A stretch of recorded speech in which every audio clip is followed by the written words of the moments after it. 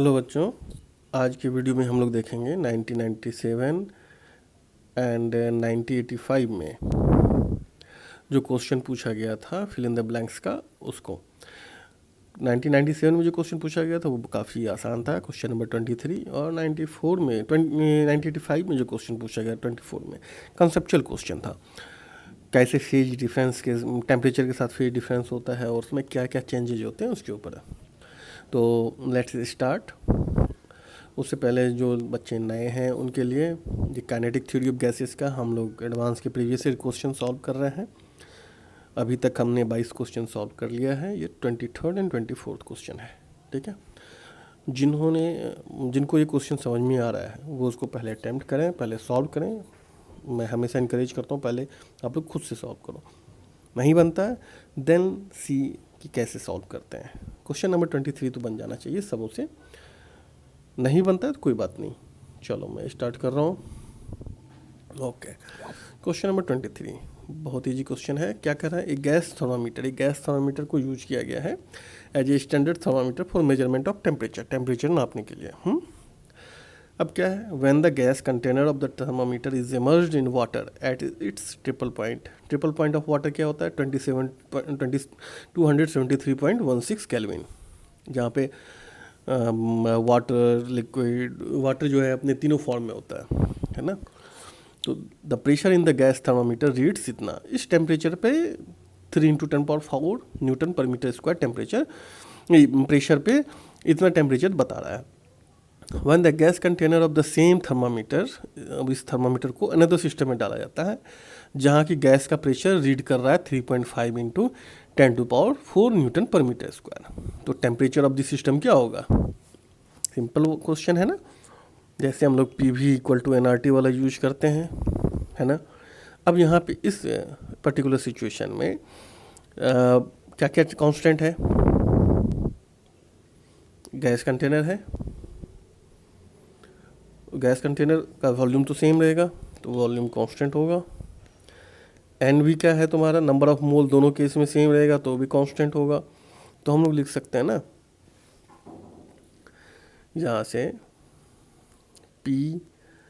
P/RT, okay, या P/T कर देते हैं, P/T = NR/V। तो ये क्या है, कांस्टेंट, तो ये कांस्टेंट होगा। तो इससे हम लोग ये कह सकते हैं P1/T1 = P2/T2 होगा। अब हम लोग को सेकेंड फेज में क्या निकालना है, टेम्परेचर निकालना है। तो यहाँ से हम लोग कह सकते हैं T2 = क्या हो जाएगा, P2 T1/P1। ओके, अब इस पे सारे वैल्यूज़ डाल दो। P2 का वैल्यू क्या है, P2 का वैल्यू कितना है 3.5 × 10⁴।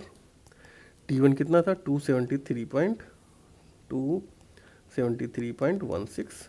P1 कितना है, P1 है 3 × 10⁴ न्यूटन पर मीटर स्क्वायर। अब इसको सिंपली सॉल्व करो, जब सिंपली सॉल्व करोगे तो ये आ जाएगा 318.68 केल्विन। तो हमारा आंसर आ गया। अगर इसको बोल रहा है डिग्री सेल्सियस में तो डिग्री सेल्सियस में चेंज कर दो, तो ये चेंज हो जाएगा 45.53 डिग्री सेल्सियस। आई होप कि आप लोगों को पता होगा कैसे करते हैं केल्विन टू डिग्री सेल्सियस में। ठीक है, अब आ जाओ हम लोग नेक्स्ट क्वेश्चन पे आते हैं। नेक्स्ट क्वेश्चन क्या कर रहा है, काफ़ी बढ़िया क्वेश्चन है, हम लोग इसको इनलार्ज करके देखते हैं। The variation of temperature of a material as heat is given to it at a constant rate is as shown in the figure. इस फिगर में क्या दिखा रहा है कि जैसे जैसे हम लोग हीट देते हैं, हीट दे रहे हैं तो टेम्परेचर मटेरियल का चेंज हो रहा है। कैसे चेंज हो रहा है वो दिखा रहा है। देखो जैसे कि पहले 0 to O to A phase तक जैसे जैसे हीट बढ़ाते हैं टेम्परेचर बढ़ रहा है, दिख रहा है। अब आ जाओ, the material is in solid state at the point O पे सॉलिड स्टेट में है। तो state of the material at the point P क्या होगा, बताओ क्या होगा, आप लोगों को पता है ना। देखो क्या होता है, अब हम लोग इसको सिंपली उसमें कर लेते हैं। अब देखो O to A फेज में क्या हो रहा है, हीट देने से, हीट बढ़ाने से टेम्परेचर भी बढ़ रहा है। ठीक है, ओ पे सॉलिड था तो ए पे क्या रहेगा, सॉलिड रहेगा। अब क्या हो रहा है, ए टू बी की बात हम लोग कर रहे हैं।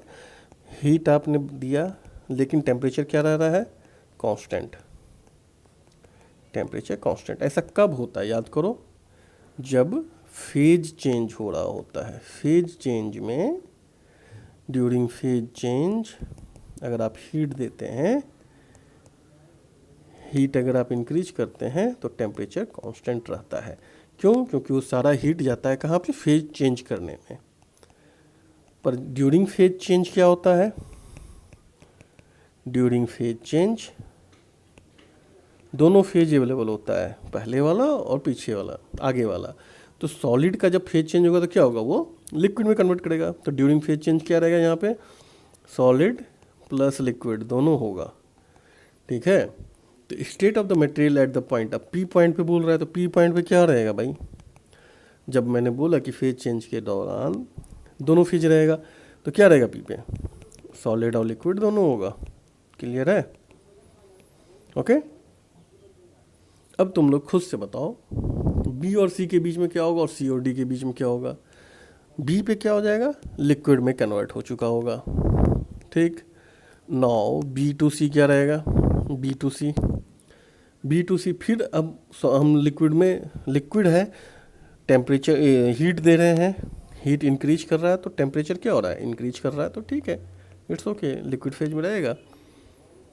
तो ये सारा लिक्विड फेज में रहेगा। सी पर भी लिक्विड में ही रहेगा, लेकिन फिर सी पर क्या हो रहा है, सी टू डी फिर जैसे आप लिक्विड फेज में हीट दे रहे हैं टेम्परेचर फिर कांस्टेंट हो गया। तो अब क्या होगा, लिक्विड से फेज चेंज होगा, तो लिक्विड से फेज चेंज होकर के टेम्परेचर बढ़ने से फेज जब चेंज होता है तो क्या बनता है, लिक्विड से वेपर बनेगा, गैस बनेगा। तो ये लिक्विड और गैस फेज में होगा इस दौरान। ठीक है, समझ में आ गया। तो इस तरह से फेज चेंज होता है। ओके, आई होप आप लोगों को समझ में आ गया होगा क्वेश्चन। ठीक,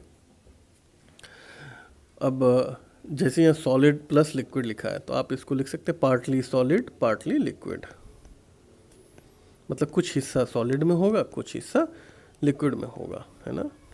ओके, तो आई होप आप लोगों को ये सारा एक्सप्लेनेशन समझ में आया।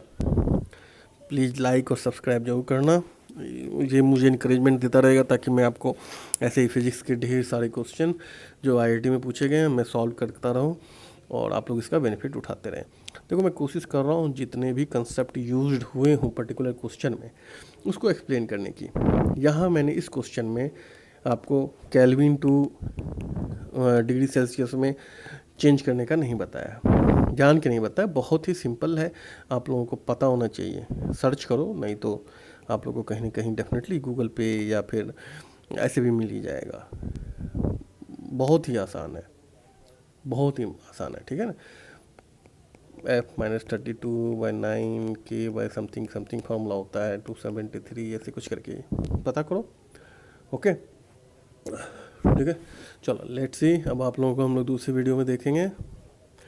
इसके साथ अब नेक्स्ट हम लोग दूसरा वीडियो चालू करेंगे, दूसरा चैप्टर चालू करेंगे। Okay, see you guys in the next video, take care, bye.